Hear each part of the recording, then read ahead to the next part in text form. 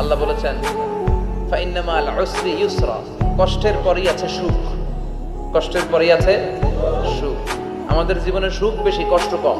কয়দিন না খেয়েছিলাম, কয়দিন বিপদে পড়ছি, কয়দিন ডাকাইতে ধরছে, এক মাসের মধ্যে অসুস্থ থাকি কয়দিন আর সুস্থ থাকি কয়দিন, এটা হিসাব করে না। অসুস্থ যে ছিল খালি এটা খেয়াল রাখে, আছে না নাই?